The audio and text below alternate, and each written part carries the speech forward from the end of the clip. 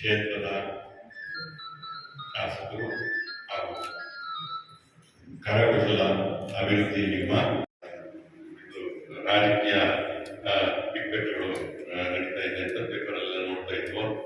ಇವ್ರು ಏನಪ್ಪ ಆಗಿತ್ತು, ನಮಗೇನಿಂದ 25 ಇಷ್ಟ ಆಗಿದೆ ಅಂತ ಅನ್ನೋ ರೀತಿಯಲ್ಲಿ ನಮಗೆ ಅನ್ನಿಸ್ತು. ಅವ್ರು ಬಂದಿರ್ತಕ್ಕಂಥದ್ದು ನಮಗೆ ಇವಾಗ ಬಹಳ ಕೃತಜ್ಞತೆಗಳನ್ನು ಹೇಳಬೇಕಾದ್ದು. ಅವ್ರು ಎಷ್ಟೋ ಬಿಟ್ಟು ಬಂದಿರತಕ್ಕಂಥದ್ದು. ಅದರಲ್ಲಿ ಈ ಸಂಪುಟ ಬೇರೆ ರಿಷಬ್ ಅಂತ ಹೇಳ್ತಾರೆ, ಅದೊಂದು ಬೇರೆ ಇದು ಮಾಡ್ತಾರೆ. ಈ ನಿಜವಾಗ್ಲೂ ನಾವು ಬರೋದು ಸಾಕಿತ್ತು ಅನ್ನೋ ರೀತಿಯಾಗಿ ಅನ್ಕೊಂಡಿದ್ದೆ. ಆದರೂ ಅವರು ಅದನ್ನೆಲ್ಲ ಬಿಟ್ಟು ಅವರು ಅಷ್ಟೇ, ಅವ್ರ ತಂದೆಯವರು ಮನೆ ಮಾಡೋರು ಅಷ್ಟೇ. ದೇವರು ಅಂತ ಹೇಳಿದ್ರೆ ಅವರು ಎಲ್ಲವನ್ನು ಬಿಟ್ಟು ದೇವರು ಬಿಟ್ಟು ಅಷ್ಟೊಂದು ದೇವರು ಬರ್ತಿದೆ. ಈಗಾಗಲೇ ನಮ್ಮ ನರಸಿಂಹಗೌಡರು ಹೇಳಿದ್ರು, ಮೊದಲನೇ ಸತಿ ಬಂದಿದ್ರು ಅಂತ ಒಂದನ್ನು ಬಿಟ್ಬಿಡೋರು. ಏನು ಅಂದರೆ ಅವತ್ತು ಬಂದಿದ್ದ ದಿವಸ, ಮೊದಲನೇ ದಿವಸ ಅವ್ರು ಬಂದಿದ್ದ ದಿವಸ ಅವರು ಈ ಅಂಗವಿಕಲರಿಗೆ 2 ಸ್ಕೂಟರ್ಗಳು ತಂದೆ. ಇವತ್ತು ಅದೇ ಅಂಗವಿಕಲರಿಗೆ ಮೇಲೆ ಹೋಗೋಕ್ಕೆ ಮಾಡುವಂಥ ಒಂದು ವ್ಯವಸ್ಥೆ ಮಾಡುವಂಥ ಒಂದು ಪ್ರೋಗ್ರಾಮ್ ಇತ್ತು.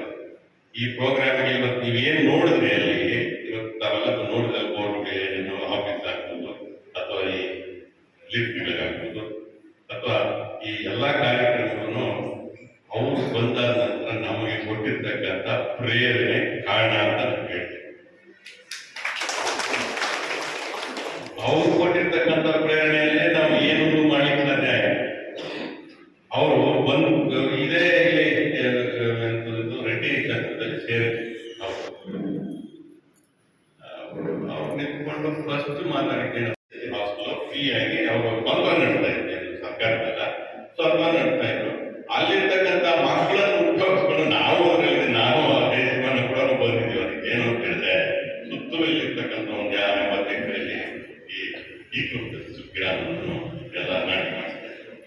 ಇವತ್ತು ದಿವಸ ಅದೇ ಗಿಡನೇ ನಮಗೆ ನಮ್ಮ ಈ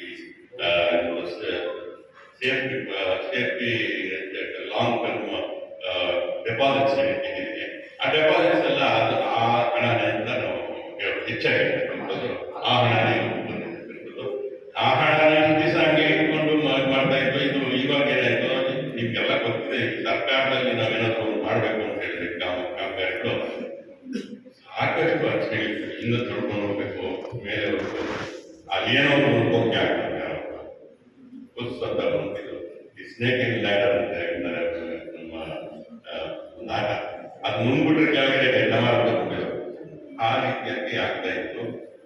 ನಮ್ಮ ಶಾಸಕರು ಬಂದಾದ ನಂತರ ಅದಕ್ಕೆಲ್ಲ ಶಾರ್ಟ್ ಕಟ್ ಅಂತ ಹೇಳಿದ್ರು. ಅದರಿಂದಲೇ ನಮಗೆ ಸುಮಾರಷ್ಟು ಕೆಲಸ ಆಗಲಿಕ್ಕೆ ಆಯಿತು. ಅದ್ರ ಜೊತೆ ಒಬ್ಬರು ನಮಗೊಂದು ತಹಸೀಲ್ದಾರ್, ಒಬ್ಬರು ಮುದ್ರಾಯಿ ತಹಸೀಲ್ದಾರ್, ಒಬ್ಬರು ಹೀಗೆ ಆಫೀಸ್ ಇದೆ ಇನ್ಚಾರ್ಜ್ ಆಗಿದ್ರು. ಅವ್ರು ಬಂದಂಥ ಸಮಯದಲ್ಲಿ ಅವರೇ ಇನ್ಚಾರ್ಜಲ್ಲಿದ್ದರು, ಇಲ್ಲೂ ಅವರೇ ಚಾರ್ಜಲ್ಲಿದ್ದರಿಂದ ನಮ್ಗೆ ಭಾಳ ಒಂದು ಅನುಕೂಲ ಆಯಿತು. ಶಾರ್ಟ್ ಕಟ್ ಆಯಿತು. ಕಾಮಗಾರಿಗಳನ್ನ ಮುಂದೆ ತಳ್ಳೋದಕ್ಕೆ ಅಲ್ಲಿವರೆಗೂ ಅವ್ರ ದಾಯಿತದ ಮೇಲೆ ಮೇಡಮ್ ಅವರು ಬೇಕಾದಷ್ಟು ನಮಗೆಲ್ಲ ಸಪೋರ್ಟ್ ಕೊಟ್ಟು ಈ ಕಾಮಗಾರಿ ಬಹಳ ಚರಿತ್ರೆ ಇದೆ ಅನ್ನುವಂಥದ್ದು. ಚರಿತ್ರೆಯನ್ನ ಬಹಳ ವಿಸ್ತಾರವಾಗಿ ಒಂದು ಸ್ವತಂತ್ರ ಹೋರಾಟ ಕುಟುಂಬದಿಂದ ಬಂದಿದ್ದಾರೆ. ಸೇವೆಯನ್ನ ಮಾಡ್ತಾ ಧರ್ಮಕರ್ತರಾಗಿ ಗುರುತಿಸಿಕೊಂಡಿದ್ದಾರೆ. ಅಶೋಕಣ್ಣನವ್ರಿಗೂ ಮತ್ತೆ ಬಹಳ ವರ್ಷದಿಂದ ನನಗೆ ಜಾಸ್ತಿ ಒಡನಾಟ ಇದೆ ಗೋಪಿ ಅಣ್ಣ ಅಂತ. ಅವರ ಕೆಲಸಗಳನ್ನು ನಾನು ಆಗಾಗ ಗಮನಿಸ್ತಾ ಜನಗಳ ಮಧ್ಯೆ ಇದ್ದಂಥ ಒಡನಾಟ, ಸಮಸ್ಯೆಗಳಿಗೆ ಸ್ಪಂದಿಸುವಂತ ರೀತಿ ಅವೆಲ್ಲ ನೋಡಿದಾಗ ಅದನ್ನ ಅವರಿಗೆ ತಂದೆಯವರಿಂದ ಬಂದಿದೆ ಅನ್ನುವಂಥ ಒಂದು ಅಭಿಪ್ರಾಯ ನನಗೆ. ಅವ್ರ ಬಗ್ಗೆ ಅವ್ರು ಎಲ್ಲೇ ಇರಲಿ ಪಕ್ಷ ಅಂತ ನೋಡ್ತಾ ಇರಲಿಲ್ಲ. ಬಹಳ ಗೌರವವಾಗಿ ನಾನು ಅವರ ಜನರ ಜೊತೆ ಇರುವಂಥ ಒಡನಾಟನ ಬಹಳ ಒಪ್ಪಿಕೊಂಡು ನಾನು ಅವ್ರನ್ನ ಇವಾಗಲೂ ಗೌರವಿಸ್ತಾ ಬರ್ತೇನೆ. ಅದೇ ಅಲ್ಲದೆ ನಾನು ಬಹಳ ಎಲೆಕ್ಷನ್ಸ್ಗಿಂತ ಮುಂಚೆ ನಾನು 2010-11ರಲ್ಲಿ ಈ ಕಡೆ ಓಡಾಡುವಾಗ ಯಾವಾಗ ನೋಡಿದ್ರು ಕೂಡ ನಮ್ಮನ್ನ ಬಹಳ ಅಭಿಮಾನದಿಂದ ಗೌರವದಿಂದ ಮುಂಡೊಂದಾಗಿ ತಂದೆ ಬಂದು ನಮ್ಮನ್ನ ಗೌರವಿಸ್ತಾ ಇದ್ರು.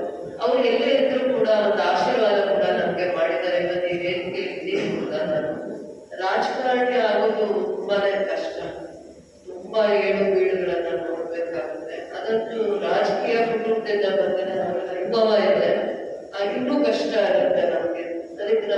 ಜನಗಳದ್ದೇ ಭಯ ಇರಬೇಕಾಗುತ್ತೆ. ನಾವು ಜನಗಳ ಭಯ ಒಂದು ಯಾವತ್ತು ಜನಗಳ ಹತ್ರ ನಾವು ಆರಿಸಿ ಹುಟ್ಟುವಂತ ಎಷ್ಟು ದೇವ್ರ ಮೇಲೆ ಭಕ್ತಿ ಇರುತ್ತೋ ಜನರ ಹತ್ರನೂ ನಮ್ಗೆ ಅಷ್ಟೇ ಪ್ರೀತಿ ಅಭಿಮಾನನ ಕಾಪಾಡ್ಕೊಂಡು ಹೋದಾಗ ಮಾತ್ರನೇ ಯಾವತ್ತಾದ್ರೂ ನಾವು ಜನಗಳ ಹತ್ರ ಉಳಿದು ಹೋಗ್ತೀವಿ, ಶಾಶ್ವತವಾಗಿ ಉಳಿಯೋದಕ್ಕಾಗುತ್ತೆ.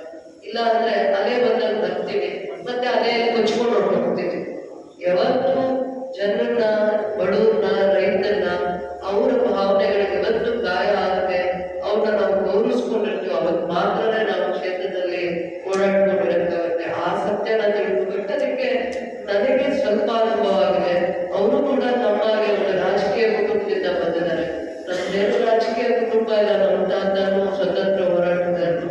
ಹಿಂದೆ ಚರಿತ್ರೆ ನೋಡಿದಾಗ KGF ಜೈಲಲ್ಲಿ ಅವ್ರನ್ನು ಹಾಕಿದ್ರು ಅನ್ನೋದು ಅದೇ ಚರಿತ್ರೆ ನಮಗಿಲ್ಲ. ಏನಾದ್ರೂ ಚರಿತ್ರೆ ಇದೆ ಅಂದ್ರೆ ನಮ್ಮ ತಾತ ಆ ಭಾಗದ ಮುಖಂಡರ ಜೊತೆ ಬಂದು, ತನ್ನ ಊರಿನ ಮುಖಂಡರ ಜೊತೆ ಅವ್ರು ಕರ್ಕೊಂಡು ಹೋದಾಗ ಅವರು ಬಂದು ಸ್ವತಂತ್ರದಲ್ಲಿ ಭಾಗಿಯಾಗಿದ್ದಾರೆ. ಆದ್ರೆ ಈ ಕುಟುಂಬ ಇನ್ನೂ ಜಾಸ್ತಿ ಸೇವೆ ಮಾಡಿದೆ. ಅವ್ರ ತಾಯಿಯವರು ಕೂಡ ಸ್ವತಂತ್ರ ಹೋರಾಟದಲ್ಲಿ ಮೈಸೂರು ಜೈಲಲ್ಲಿ ಇರ್ತಾರೆ. ಅವಾಗ ಮಗುಗೆ ಪ್ರೆಗ್ನೆಂಟ್ ಆಗಿರ್ತಾರೆ ಅನ್ನೋದು ಕೂಡ ಪುಸ್ತಕದಲ್ಲಿ. ಆ ತಾಯಿಯವ್ರನ್ನ ನಾವು ಪ್ರವೀಣ ಕೃಷ್ಣಪ್ಪನವರು ಅಂತ ನಾನು ಯಾವಾಗ ನನ್ನ ಜವಾಬ್ದಾರಿ ಇದೆ ನಾನು ನೋಡಿದಾಗ ಅವರಿಂದ ಆಶೀರ್ವಾದ ತಗೊಂಡಿರ್ತೀನಿ. ಅವ್ರನ್ನ ಕರ್ಕೊಂಡ್ ಬರ್ತಾರೆ. ಅವ್ರು ಗಾಂಧಿವಾದಿ ತರನೇ ಇದ್ದಾರೆ, ಅಷ್ಟು ಸರಳವಾಗಿದ್ದಾರೆ.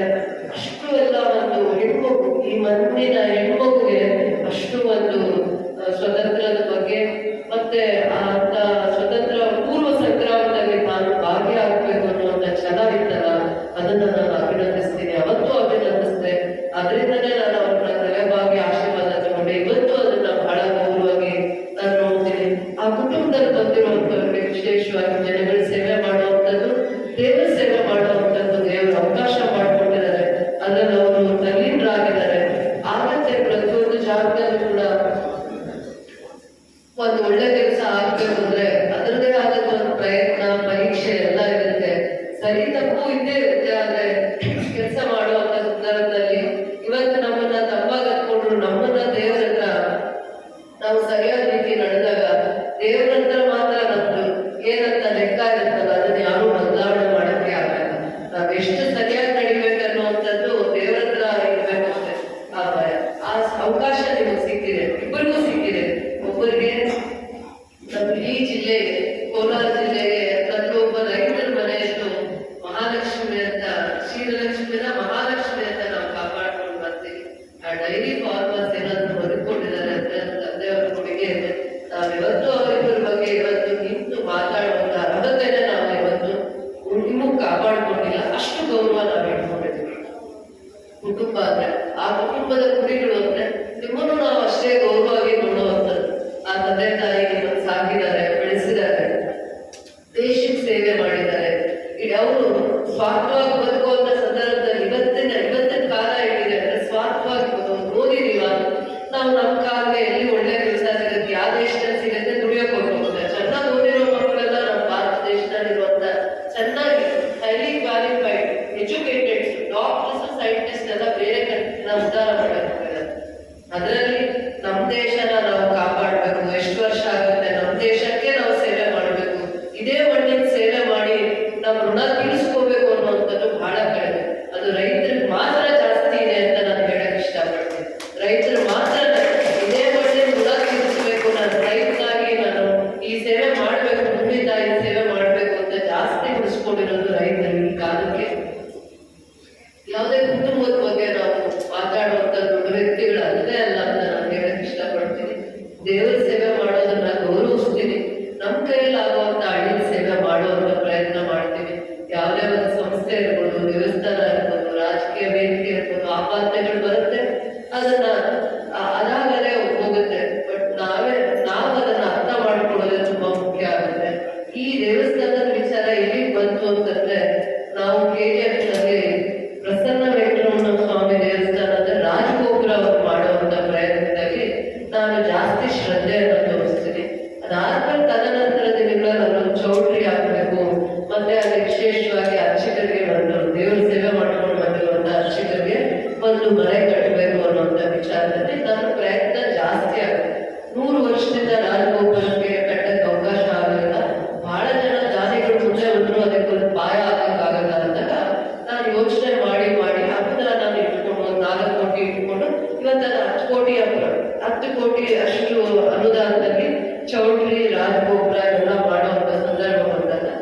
ಭಾಗದ ಗ್ರಾಮೀಣ ಭಾಗದಲ್ಲಿರುವಂತ ಎಲ್ಲ ಮುಖಂಡರು ಮುಟ್ಟಳ್ಳಿ ದೇವಸ್ಥಾನಕ್ಕೂ ಕೂಡ ದೇವಸ್ಥಾನಕ್ಕೆ ತುಂಬಾ ಜನ ಭಕ್ತರು ತಿರುಪತಿಗೆ ಹೋಗದೆ ಇರುವಂತವ್ರು ಹರಿಸೇವೆ ಏನಂತ ಹೇಳ್ತಾರೆ, ಹರಿಸೇವೆ ಮಾಡುವಂತ ಅವ್ರ ಮನೆ ದೇವರಾಗಿರುವಂತ ತುಂಬಾ ಭಕ್ತರು ಬಹಳ ವರ್ಷಗಳಿಂದ, ಸಾವಿರಾರು ವರ್ಷಗಳಿಂದ ಚರಿತ್ರೆ ಇದೆ.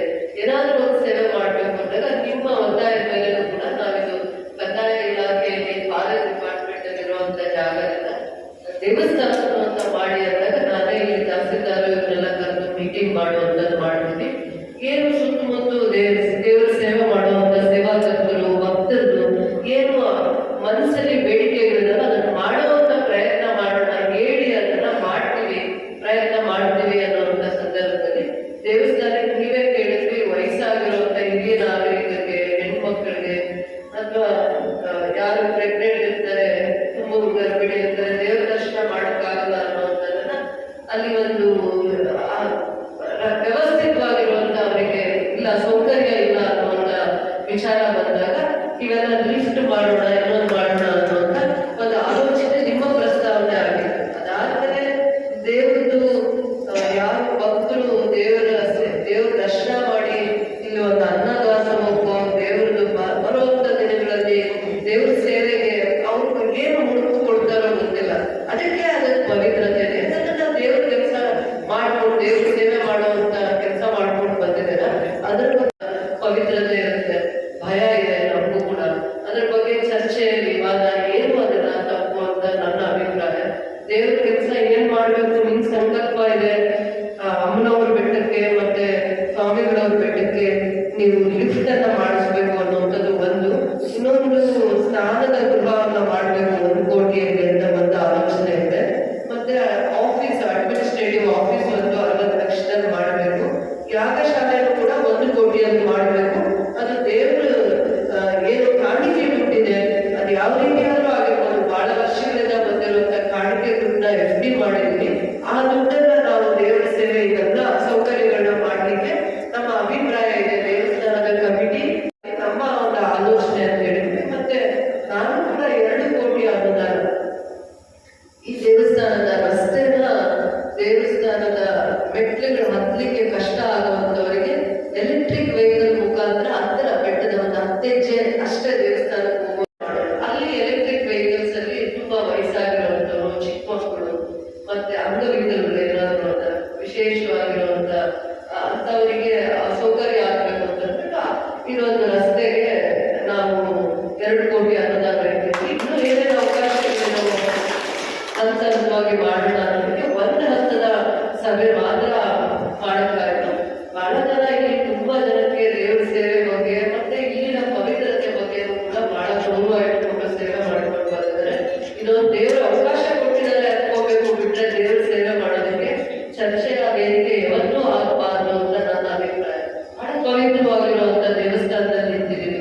ಮೃಗರು ಋಷಿಯ ಚರಿತ್ರೆಯನ್ನ ತಿಳ್ಕೊಂಡಾಗ ದೇವರು ಮೋಕ್ಷ ಕೊಟ್ಟಿರುವಂತ ಜಾಗ ಅಂತ ಹೇಳ್ತಿದ್ದೀವಿ. ಹಿಂದೆ 50 ವರ್ಷದ ಹಿಂದೆ ಹೋದಾಗ ದೊಡ್ಡಸ್ವಾಮಿ ನಾಯ್ಡು ಅವರ ಸೇವೆಯನ್ನು ಹೇಳ್ತಾರೆ, ತಂದೆಯವರ ಸೇವೆಯನ್ನ ಕೂಡ ಮರುಕಳಿಸಿದಾಗ ಇಷ್ಟೆಲ್ಲ ಸೇವೆ ಮಾಡೋದಕ್ಕೆ ದೇವರು ಅವರಿಗೆ ಸರ್ಕಾರದ ಹಂತದಲ್ಲಿ ಎಷ್ಟೆಲ್ಲ ಅವಕಾಶಗಳನ್ನ ಕೊಡ್ತಾರೆ, ಈಗ ಆಡಳಿತರಿದ್ದಾರೆ ಅಂತ. ಅದಕ್ಕೆ ಇದ್ರ ಬಗ್ಗೆ ಜಾಸ್ತಿ ಚರ್ಚನೆ ಆಗುವಂಥದ್ದು ಏನೂ ಇಲ್ಲ. ದೇವ್ರ ಕೆಲಸ ಮಾಡಬೇಕು, ದೇವರ ಅವಕಾಶ ಕೊಟ್ಟಿದ್ದಾರೆ, ಅದನ್ನ ಗಟ್ಟಿಯಾಗಿ ಮಾಡ್ಕೊಂಡು ಹೋಗೋದಕ್ಕೆ ನಮ್ಮ ಸರ್ಕಾರ ಇರಬೇಕಷ್ಟೇ. ಇದನ್ನ ಬೇರೆ ರೀತಿ ಯಾವುದೇ ಅನ್ಯತಾ ಭಾವಿಸುವಂತ ಆಲೋಚನೆ ಇಲ್ಲ. ಇಲ್ಲಿ ಪ್ರತಿಯೊಬ್ಬರು ಕಷ್ಟ ಅಂತ ಅಂದಾಗ ನಿಮ್ಮ ಹತ್ರ ಬಿಟ್ರೆ ಯಾರೋ ಒಬ್ಬರ ಹತ್ರ ಹೇಳ್ಕೊಳ್ಳೋದಕ್ಕೆ ಒಂದು ಅವಕಾಶ ಇದೆ ಅಷ್ಟೇ, ಬಿಟ್ರೆ ಅದನ್ನ ನಾವು ಸರಿ ತಪ್ಪು ಅಂತ ಚರ್ಚೆ ಮಾಡುವಂಥದ್ದು ಬೇಡ. ದೇವರ ಸೇವೆ ಮಾಡುವಂತ ಪ್ರತಿಯೊಂದು ಹಂತದಲ್ಲೂ ನನ್ನ ಪ್ರಾಮಾಣಿಕವಾಗಿರುವಂತ ಸಹಕಾರ ಇರುತ್ತೆ. ನಿಮ್ಮ ಮನೆಗೆ ನಾವು ವಿಶೇಷವಾಗಿರುವಂತ ಗೌರವ ಮತ್ತೆ ಶ್ರದ್ಧೆ ಭಕ್ತಿ ಎಲ್ಲರೂ ಕಾಪಾಡ್ಕೊಂಡಿದೀವಿ. ಯಾಕಂದ್ರೆ ಅದು ರಾಜಕಾರಣಿಯ ಕುಟುಂಬದಿಂದ ಬಂದವರಿಗೆ ಎಷ್ಟು ಕಷ್ಟಗಳಿರುತ್ತೆ, ಷಡ್ಯಂತ್ರಗಳಿರುತ್ತೆ, ವಿಘ್ನಗಳಿರುತ್ತೆ. ಅದನ್ನ ಮೀರಿ ನಡೆಯುವಂಥದ್ದು ತುಂಬಾ ತಾಳ್ಮೆ ಬೇಕು. ಆ ತಾಳ್ಮೆಯಿಂದ ದೇವರ ಸೇವೆಯನ್ನ ಮಾಡ್ತಾ ಇದ್ರೆ ಬಹಳ ಜನಕ್ಕೆ ಮಾರ್ಗದರ್ಶಕರಾಗಿದ್ದಾರೆ. ಗೋಪಿಯಣ್ಣ ಅವರು ಕೂಡ ನಾವಿನ್ನೂ ಕಲಿಯೋದಿದೆ, ಎಲ್ಲಾನು ನಾವು ತಿಳ್ಕೊಂಡಿಲ್ಲ, ತುಂಬಾ ಕಲಿಯೋದಿದೆ.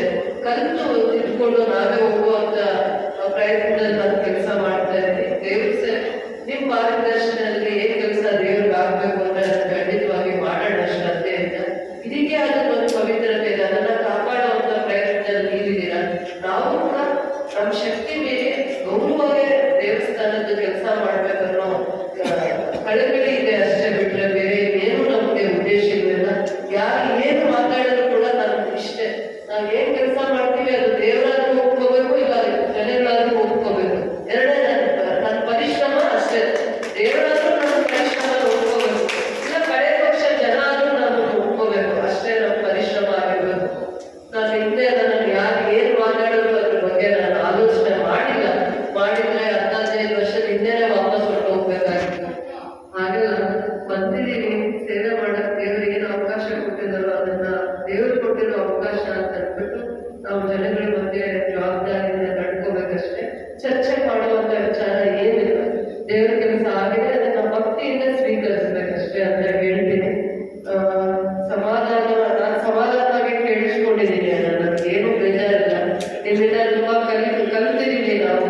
ಅದಾದ್ಮೇಲೆ ದೊಡ್ಡವರನ್ನ ನಂದು ಇಷ್ಟೆಲ್ಲ ಸೇವೆ ಮಾಡ್ಕೊಂಡು ಬಂದಿದ್ದಾರೆ. ಅವ್ರ ಚರಿತ್ರೆ ಉಳಿದು ಹೋಗಿದ್ದಾರೆ. ಅದಾದ್ಮೇಲೆ ಇನ್ನೂ ನಾವು ಕೆಲವರು ಒಡನಾಟದಲ್ಲಿದ್ದೀವಿ. ಅವ್ರ ಮಕ್ಕಳೆಲ್ಲ ಬೇರೆ ಕಂಟ್ರಿಯಲ್ಲಿದ್ದಾರೆ. 3 ಎಕರೆ ಸರ್ಕಾರಕ್ಕೆ ಜಾಗ ಕೊಡ್ತಾರೆ. ಈ ಭಾಗದಲ್ಲಿ ಹೆಣ್ಮಕ್ಳು ವಿದ್ಯಾಭ್ಯಾಸ ಕಲಿಬೇಕು.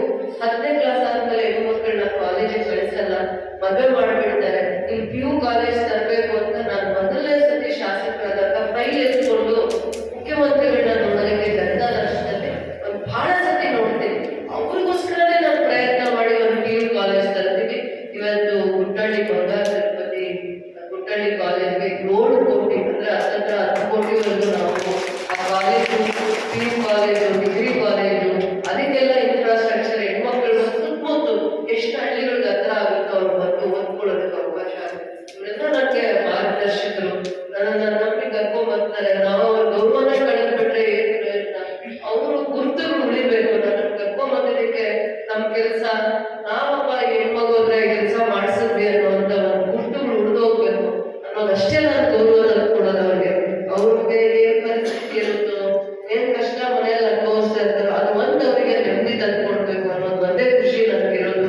ಏನೇ ಆಗ್ಲಿ ನಾವು ಉಳಿಯಲ್ಲ, ನಮ್ಮ ಕೆಲಸಗಳು ನಾಳೆ ನಮ್ಮ ಹೆಸರು ಹೇಳ್ಬೇಕು ಅನ್ನುವಂತ ಕಣ್ಗಳಿಂದ ಕೆಲಸ ಮಾಡ್ತೀನಿ. PT ಮಾಸ್ಟರ್ ಬಂದಿದ್ರು, ಅವರು ಕೂಡ ನಮ್ಗೆ ಮಾರ್ಗದರ್ಶಕರು. ಅಷ್ಟಾಗಿ ನನಗೆ ಕಮಿಟಿಯಲ್ಲಿ ಇರುವಂತವರು ನನಗೆ ಪರಿಚಯ ಮತ್ತೆ ಅವರ ಒಡನಾಟ ಇಲ್ಲ ಇರೋದ್ರಿಂದ ಅವ್ರು ಏನ್ ಸೇವೆ ಗೊತ್ತಿಲ್ಲ. ಬಟ್ ನಾನು ಆಗಿದ್ದಾಗ ದೇವಸ್ಥಾನದ ವಿಚಾರವಾಗಿ ನಿಮ್ ವಿಚಾರವಾಗಿ ತಿಳ್ಕೊಳ್ತಾ ಏನಾಗುತ್ತೆ ನಮ್ಮಲ್ಲಾಗುವಂಥದ್ದು ಮಾಡ್ಕೊಂಡು ಹೋಗೋಣ. ತಿಳ್ಕೊಳ್ಳೋದೇನಾದ್ರೆ ಖಂಡಿತ ತಿಳ್ಕೊಳ್ತೀನಿ. ನಿಮ್ಮ ಅನುಭವದ ಮುಂದೆ ನಮ್ದು ಏನೂ ದೊಡ್ಡದೇನೂ ಇಲ್ಲ ಅಂತ ಕಷ್ಟನೂ ಆಗಲ್ಲ. ಒಳ್ಳೆ ಕೆಲಸ ಮಾಡೋದಕ್ಕೆ ತಿಳ್ಕೊಂಡು ಹೋಗೋದು ತಪ್ಪೇನಿಲ್ಲ ಅಂತ ಹೇಳ್ತಾ, ಒಳ್ಳೆ ಕೆಲಸ ಆಗೋದನ್ನ ಇನ್ನೂ ಪ್ರಯತ್ನ ಮಾಡಿ ಅದನ್ನ ಯಶಸ್ವಿಯಾಗಿ ಮಾಡೋಣ. ನಮ್ಮ ಕ್ಷೇತ್ರಕ್ಕೆ ಗೌರವ ಬರುತ್ತೆ, ನಿಮಗ್ ಗೌರವ ಬರುತ್ತೆ. ಅದು ನಮ್ದು ಮನಸ್ಸಿಗೆ ತುಂಬಾ ಸಮಾಧಾನ ತರುತ್ತೆ ಅಂತ ಹೇಳ್ತಾ, ಅಪ್ಪಣ್ಣ ಆಗಿರ್ಬೋದು, ಬೆಟ್ಕೂರ್ ನಂಜನಗೌಡರಾಗಿರ್ಬೋದು, ಪ್ರಸನ್ನ MA ಎಲ್ಲ ಒಡನಾಟದಲ್ಲಿ ಕೆಲಸ ಮಾಡಿದೀವಿ, ತೃಪ್ತಿ ಇದೆ ಅಂತ ಹೇಳ್ತಾ, ಇದು ದೇವರ ಕೆಲಸ ಬಂದಿದೀವಿ. ಇನ್ನೂ ನಮ್ಗೆ ಏನ್ ಕೆಲಸ ಹೇಳಿದ್ರೆ ಶ್ರದ್ಧೆಯಿಂದ ಮಾಡ್ತೀನಿ ಅಂತ ಹೇಳಿ ಎಲ್ಲ ಕಾರ್ಯಕ್ರಮಗಳು ಯಶಸ್ವಿಯಾಗಿ ಆಗ್ಲಿ. ನನ್ನ ಸರ್ಕಾರ ಇರುತ್ತೆ ಅಂತ ಹೇಳ್ತೀನಿ. ಫಾರೆಸ್ಟ್ ಒಂದು ಕೆಲಸ ಇದೆ, ಅದನ್ನು ಕೂಡ ಮುಂದಿನ ದಿನಗಳಲ್ಲಿ ಮಾಡ್ಕೊಡ್ತೀನಿ. ಇದು ರಸ್ತೆ ಎಲ್ಲ ಕ್ವಾಲಿಟಿ ಕೆಲಸ ಮಾಡ್ಬೇಕಾಗಿರೋದ್ರಿಂದ PWD ಮುಖಾಂತರ ಆಗ್ಲಿ ಅನ್ನೋದು ಒಂದೇ ನನ್ನ ಕನಸನ್ನು. ಮಿಕ್ಕಿದೆಲ್ಲ ತಮ್ಮ ಅಭಿಪ್ರಾಯದ ಜೊತೆ ಕೆಲಸಗಳು ನೆರವೇರಿಸಬೇಕು ಅನ್ನೋದು ನನಗೂ ಇಚ್ಛಾಶಕ್ತಿ ಇದೆ. ಎಲ್ಲರಿಗೂ ಒಳ್ಳೆಯದಾಗುತ್ತೆ. ನಮ್ಗೆಲ್ಲ ಜ್ಞಾಪಕ ಏನು ಅಂತಂದ್ರೆ, ಈ ಗಿಡಗಳಿದ್ದಾವಲ್ಲ, ಈ ದೊಡ್ಡ ದೊಡ್ಡ ಗಿಡಗಳು, ನಾನು ಒಬ್ಬ ನೋಡಿರೋದ್ರಿಂದ ಇವತ್ತು ಎಷ್ಟು ವರ್ಷ ಆದ್ಮೇಲೆ ನಮ್ಮ ತಂದೆ ದೂರದೃಷ್ಟಿ ಎಷ್ಟಿತ್ತು ಅಂತಂದ್ರೆ, ನೀವು ಅಲ್ಲಿ ಹೋದ್ರೆ ಬಿಸಿಲು ಅನ್ನೋದೇ ಕಾಣಿಸೋದಿಲ್ಲ. ನೀವು ಬಸ್ ಸ್ಟ್ಯಾಂಡ್ ಅಲ್ಲಿ ಹೋದ್ರೆ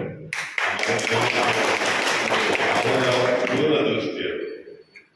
ಅದನ್ನ ಯೋಚನೆ ಮಾಡ್ಬೇಕು. ಇವತ್ತು ನಾನು ನಮ್ಮಣ್ಣ ದೇವ್ರ ಕಡೆ ನಿಂತು ನೋಡ್ತಾವ, ನಾನೇನು ಅರ್ಥ ಇತ್ತು ರಾಜಕೀಯ ಎಲ್ಲ ಬರ್ತೀನಿ ಅಂದ್ಬಿಟ್ಟು ದೇವ್ರ ಕಡೆ ಅವ್ರು ಬಿಟ್ಬಿಟ್ಟು ಅವ್ರು ನೋಡ್ಕೊಳ್ತಾ ಇದ್ದಾರೆ. ಒಂದೇ ಒಂದು ಉದಾಹರಣೆ ಹೇಳ್ತೀನಿ. ನನಗೆ ಯಾಕೆ ಜಾಸ್ತಿ ನಾನು ದೇವ್ರ ಸ್ಥಾನಕ್ಕೆ ಹೋಗೋದಿಲ್ಲ ಅಂತಂದ್ರೆ, ಎಲ್ಲ ನಾವು ಮಾಡೋ ಕೆಲಸದಲ್ಲಿ ದೇವ್ರ ಮೇಲೆ ಆಗ್ಬಾರ್ದು. ನಾವು ಮಾಡೋ ಕೆಲಸದಲ್ಲಿ ನಾವು ಮಾಡಿಬಿಟ್ಟು ಹೋಗ್ಬಿಟ್ಟು ಸಮಯ ಇವತ್ತು ನೋಡ್ತಾ ಇರ್ತೀವಿ. ನಾವು ನಡ್ಕೊಂಡು ಜಾತ್ರೆ ಬರ್ತಾ ಇರ್ತಾರೆ ಜನ, ನಮ್ಮನ್ನ ಅಟ್ರಾಕ್ಟ್ ಮಾಡೋದಕ್ಕೆ ಅಲ್ಲಿ ಕೇಳ್ಕೊಂತಿನವ್ರು ಇರ್ತಾರೆ. ಅವ್ರ ಪ್ಲೇಟ್ ಸ್ವಾಮಿ ಅಂತ ಕೇಳಿಸೋಲ್ಲ, ಅದಕ್ಕೆ ಸ್ವಾಮಿ ಸ್ವಾಮಿ ಸ್ವಾಮಿ ಸ್ವಾಮಿ ಅಂತ ಇದ್ದಾರೆ. ಅವ್ರಿಗೆ 10 ರೂಪಾಯಿ ಆಗೋದಿಲ್ಲ. ಸೀದಾ ಬಂದು ಮೆಟ್ಲಿಗೆ ಇರ್ತೀವಿ, ಮೆಟ್ಲಿಗೆ ಇಟ್ಬಿಟ್ಟು ಹಿಂದಿ ಒಳಗಡೆ ನೋಡೋದಕ್ಕೆ ಸಮಯ ಮಾಯನ್ನ 4 ಎಕರೆ ಕೊಡ್ತೀನಿ ಇಷ್ಟ ಸಮಯ ಏಮನ್ನಾಸೆ ಇದೆ ನೋಡಿದ್ರಲ್ಲ ನನ್ನ ಬಾಬಾ ಇಟ್ಟಿಗೆ, ಅಥವಾ ನಾ ಕೂతుರಿಗೆ ಮಂచి ಶಿನ್ನೊಂದು ಇಟ್ಟಿದ್ದೀವಿ ಸಮಯ ಅಂದ್ರೆ ಇವ್ರ ಸಂಸಾರ ಕೂಡ ಅವರೇ ನೋಡ್ಕೊಂಡ್ಬಿಡ್ಬೇಕು. ಇವೇ ಕೇಳ್ಕೊಳ್ಳೋದು ನಾವು ಕೇಳ್ಕೊಂಡ್ಬಿಟ್ಟು ಅವ್ರು ಇವಾಗ ಸರ್ 10 ರೂಪಾಯಿ 15 ರೂಪಾಯಿ 100 ರೂಪಾಯಿ 500 ರೂಪಾಯಿ ಹಾಕೋರು ಇದ್ದಾರೆ, ಹಾಕ್ಬಿಟ್ಟು ಬರ್ತಾರೆ. ಅಲ್ಲಿ ಕೆಳಗಡೆ ತರಕಾರಿ ಅಲ್ಲಾಡಿಸ್ತಾ ಇದ್ದಾನೆ ಕೇಳ್ಕೊಂತೀನಿ ಅವನು, ನಾವು ಅದ್ರೊಳಗೆ ಕೇಳ್ಕೊಂತೀನಿ ಅವ್ರ ಮೇಲೆ. ಅವರು ಆ ದೃಷ್ಟಿಯಿಂದ ನಾನು ಮೊದಲಿಂದ ಊರಿನಾಗಿಂದ ನನ್ನ ಯೋಚನೆ ಇರುತ್ತೆ, ನಾವು ಜನಕ್ಕೆ ಸೇವೆ ಮಾಡಿ ಒಳ್ಳೆ ತಂದಲ್ಲಿ ಅವನ ಶತ್ರು ಆದ್ರೂ ಒಳ್ಳೇದು ಮಾಡಿ ಹೋಗಪ್ಪ ದೇವರು ಮತ್ತೆ ಕಲಿಸ್ಕೊಂಡು ಆಧಾರ ನಾವು ಓದನೆ ದೇವರ ಮೇಲೆ ನಂಬಿಕೆ ಇಲ್ಲ ಅನ್ನೋ ಪ್ರಶ್ನೆ ಅಲ್ಲ. ನಾವು ನಡ್ಕೊಳ್ಳೋ ರೀತಿ ನಾವು ಯಾವ ತರ ನಡ್ಕೊಳ್ತೀವಿ ಅಂತ. ಈ ಮರಗಳೆಲ್ಲ ಹೇಳಿಲ್ಲ ಕತ್ತಿಕಾಯಿ ಮರಗಳು ಅಂತ ಇಬ್ಬರು ನಡೆಸ್ತಾವಲ್ಲ ಕತ್ತಿಕಾಯಿಗ. ಅವಾಗ ನಮ್ಮ ತಂದೆಯವರು ನಮ್ಮ ಕೈನಲ್ಲಿ ಎಲ್ಲ ಉಂಡಿಸ್ತು, ನಿಮಗೆ ಇಷ್ಟು ನಮ್ಗೆ ಇಟ್ಕೊಡ್ತಿದ್ದೀನಿ ದುಡ್ಡು.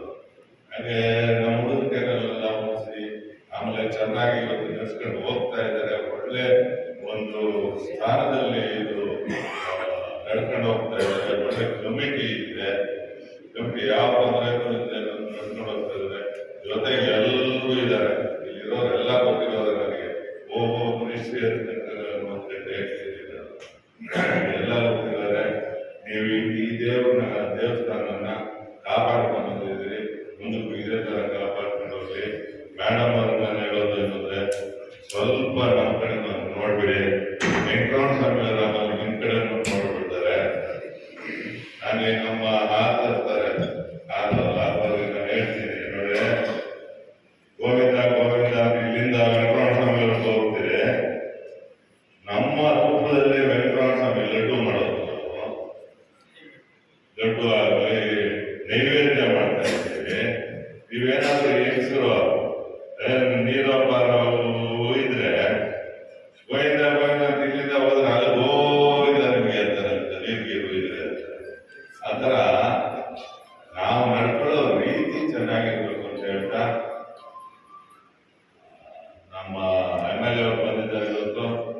ದಯವಿಟ್ಟು ಆ ವೆಂಕಟರಮಣ ಸ್ವಾಮಿ ನಿಮಗೂ ಒಳ್ಳೇದು ಮಾಡಲಿ. ನೀವು ನಿಮ್ಮ ಕೈನಲ್ಲಿ ಆದಷ್ಟು ವೆಂಕಟರಮಣ ಸ್ವಾಮಿ ಅವರಿಗೆ ಮಾಡ್ತೀರಿ ಅನ್ನೋ ಒಂದು ನಂಬಿಕೆ ಇಟ್ಕೊಂಡು ಎರಡು ಮಾತು ಮಾತಾಡ್ತಾರೆ. ನಮ್ಮ ಕಲಾ ತಂಡ ಬಂದ್ರಪ್ಪ ಇಲ್ಲ మీద కళ నువ్వేనప్ప మా పెద్ద దిక్కు చెప్పిన మీద మా తండ్రి చెప్పినప్పుడు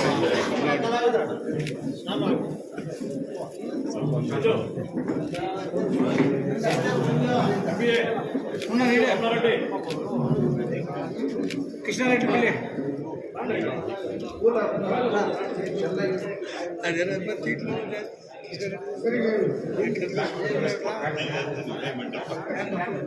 ಇಲ್ಲಿ ನೋಡಿ ಎಲ್ಲ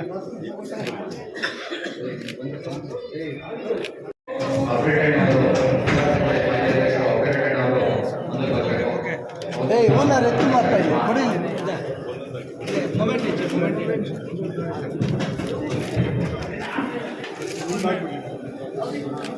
ಮೇಡಮ್ ಆ ಹೇಳೋದು ಓನರ್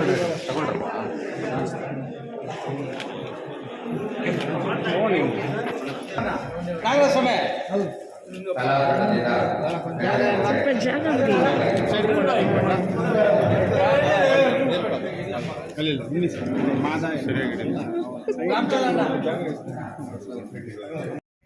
ಒಳ್ಳೆ ಮೆಂಬರ್ನ ಗೆಲ್ಸ್ಕೊಂಡಿದ್ದೀರಾ, ಕೆಲಸ ಮಾಡಿಸ್ತಾರೆ,